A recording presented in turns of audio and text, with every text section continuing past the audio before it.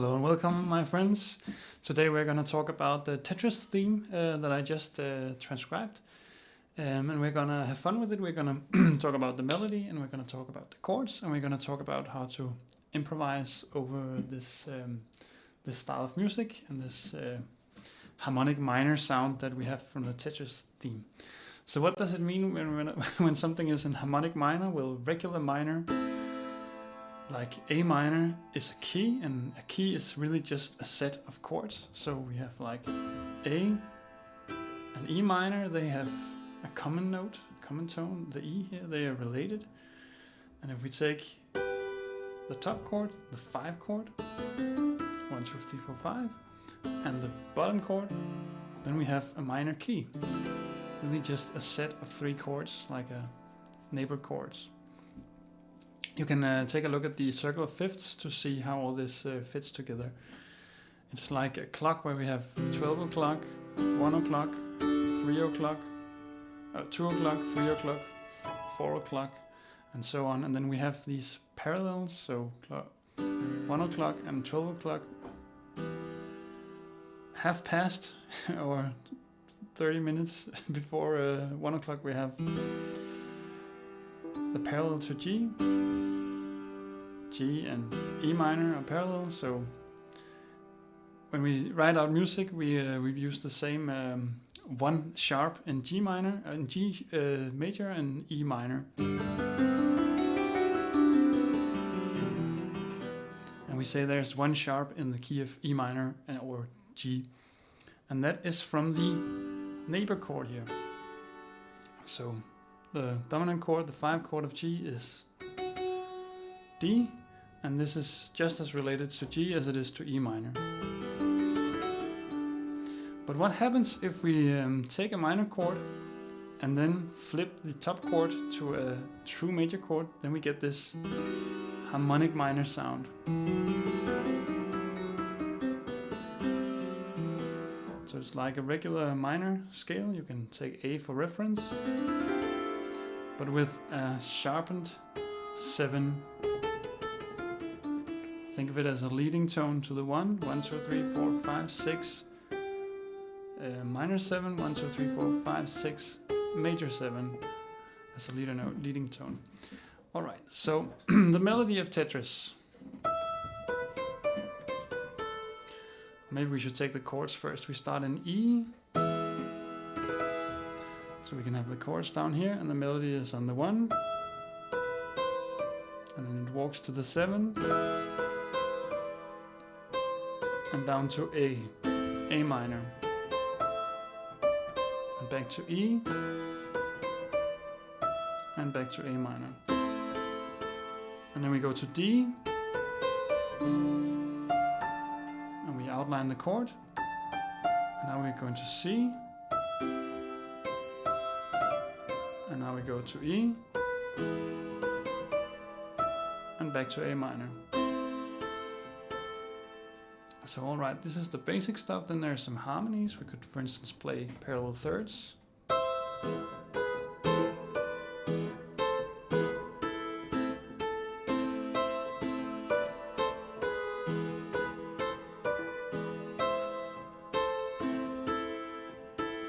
And sometimes when we have this, the 1 in the melody, we maybe don't want to have the parallel third, so we can use a 4th here to make it a more open sound.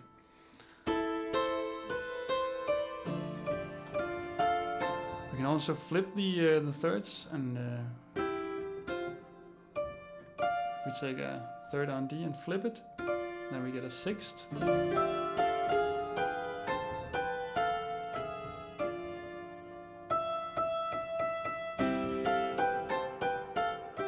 So we can play with 6ths. And when we're in C, then we don't have the raised 7 here in A minor. So we're getting a little mixing up the tonalities here. But now we have the G sharp. So maybe we're gonna play wide notes or regular minor scale over. Here on D we have the choice between G or G sharp. go for G sharp and C. Kind of has the G, so we are back in on G here, and then maybe we should also just mention how to play these scales. Try to group them in sets of 3 and 4.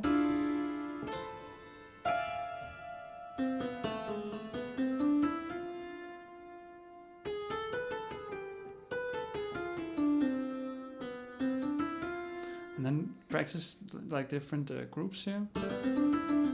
On A, B. Now there we have raised 5 here.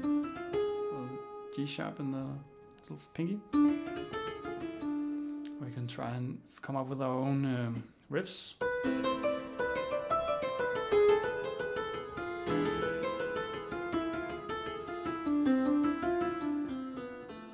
Like this, where we go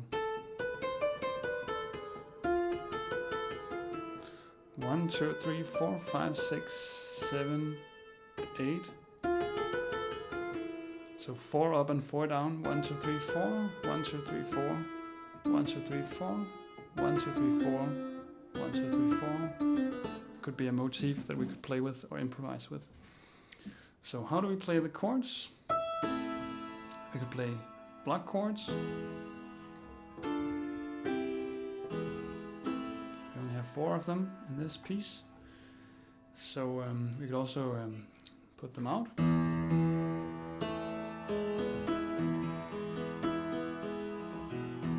Put some bass notes on.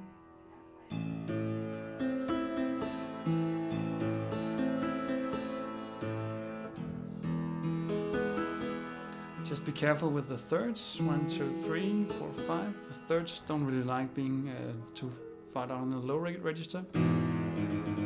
It doesn't really fit there. Sounds nice up here. Same goes for A minor. It's kind of okay here, but still you maybe want to open it up.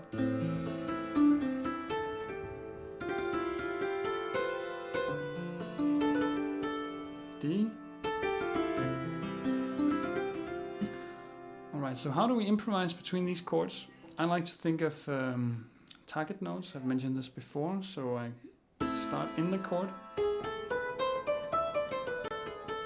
And if you listen closely to each note, then you can hear that this is a chord note, this is not, or this is an extension, but it's kind of like inside, outside, inside, out, in, very out. So we have like different degrees of being in and out of the chord. Like these notes extend nicely, so they can sound like kind of inside, but the really inside A minor is of course the 1, the 3, and the 5. So if you're going from A to E, then we are in, out, in, out, in. And on the E chord here we can play the scale from before, the harmonic minor scale on A, or we could play a regular E scale.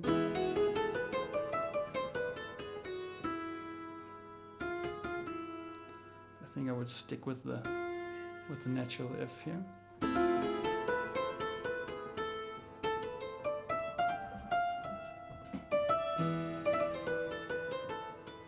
So I'm like going in and outside of the chords. Out, out, in, outside, inside. Inside, and then we have the 7.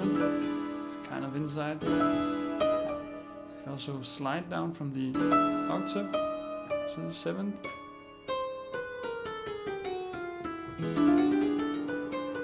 Really use chromatic leading tones as much as we like, as long as we land on the strong beats inside the chord.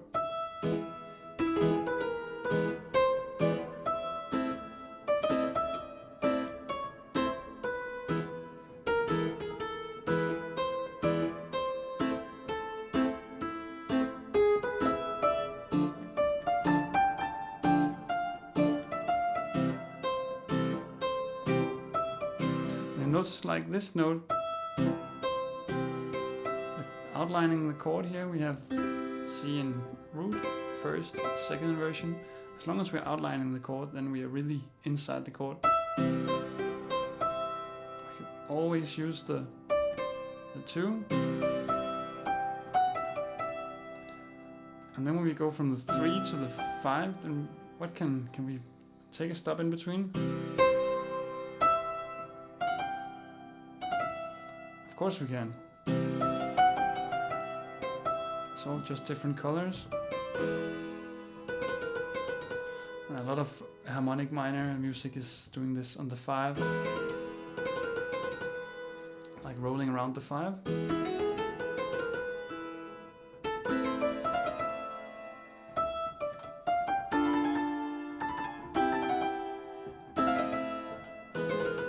That's a really good move in this style. And the parallel thirds are really lovely. So let's try to come up with some things in this.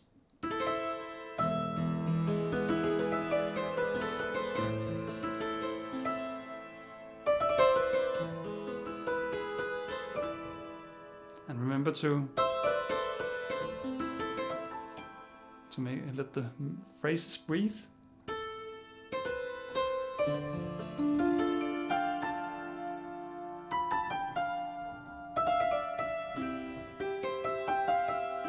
And often you can just don't let the left hand become too busy. You can just fill in the long notes.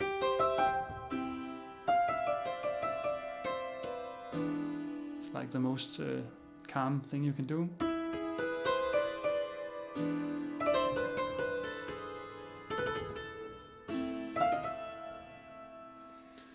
Or we could add a little more.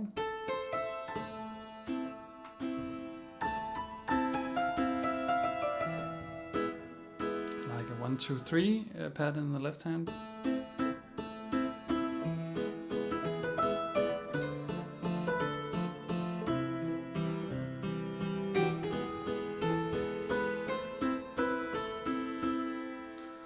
Or some waves.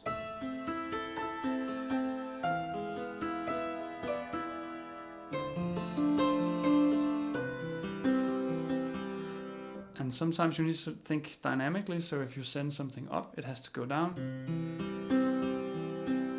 Like this pattern goes 3 up, 3 down, and 2 down. 1, 2, 3, 1, 2, 3, 1, 2. And that's really lovely.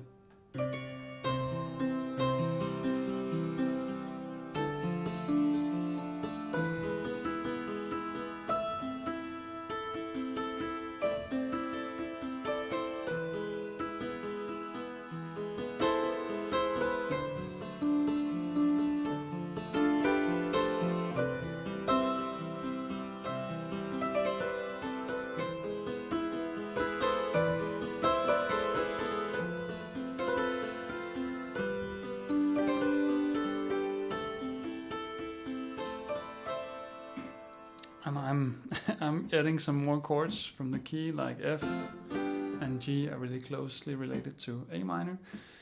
So we can always stuff in something like that. We can also use secondary dominants or chromatic leading notes. So if we go from F to G, we have the F sharp in between.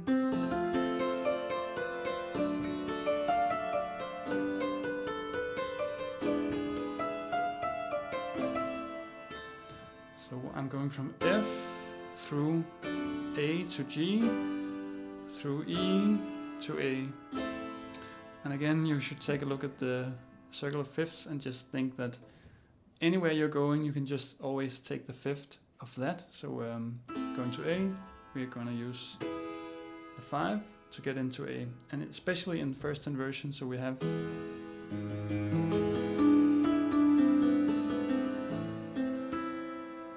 from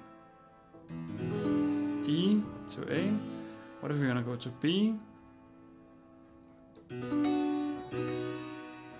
B minor, let's take the 5, F sharp,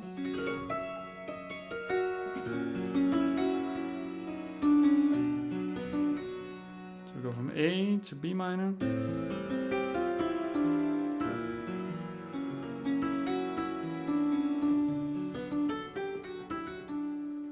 this is it's a bit far away from the Tetris theme, but just so you know, we can really do whatever we like. All right, that was a lot of ideas. I hope you're gonna have fun with the Tetris theme and today's exercises, and let me know what you want me to cover next, and have a lovely day.